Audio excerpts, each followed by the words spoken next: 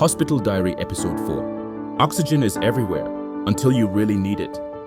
This is something I still can't fully understand, and I'll use Yakubu's story to explain. Yakubu had breathed freely for 34 years. For the past week, though, he struggled to catch his breath. Still, he kept working as a carpenter until one day he simply couldn't anymore. He walked into a nearby clinic where they found his oxygen level dangerously low. Their response? "We don't have oxygen. Take him elsewhere." At the next facility, there was only one cylinder. They couldn't move him to a bigger hospital without oxygen, so they started him on that single cylinder while preparing a referral. His lungs were drowning in fluid, but when they called the bigger hospital, the answer came: no beds and no oxygen. Imagine a multi-story hospital with hundreds of patients, and the first question they ask before admission is the patient on oxygen? If yes, the answer is simple: we don't have. Yakubu was running out of time. I watched the oxygen gauge tick down, minute by minute, knowing his life was tied to that single cylinder. We thought of moving him to a private facility. His son begged relatives for help, but no one had the money. Then one test came back positive for an infectious disease. Our only option was to transfer him to the designated center. We called again and again, no answer.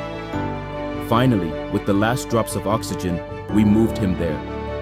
What met us was chaos, confusion, blame. "Why didn't you inform us?"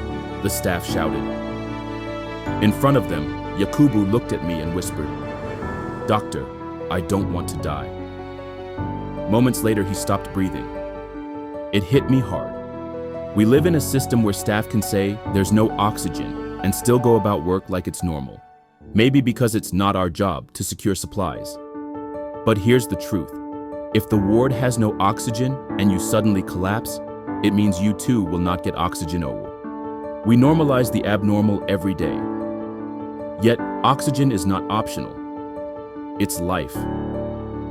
I recall a time when 3 patients died in a single night simply because the facility had none. When the oxygen centers were called, they gave excuses.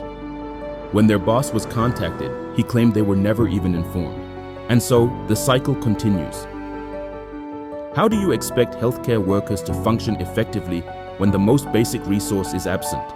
Today, you breathe freely, without thinking about it.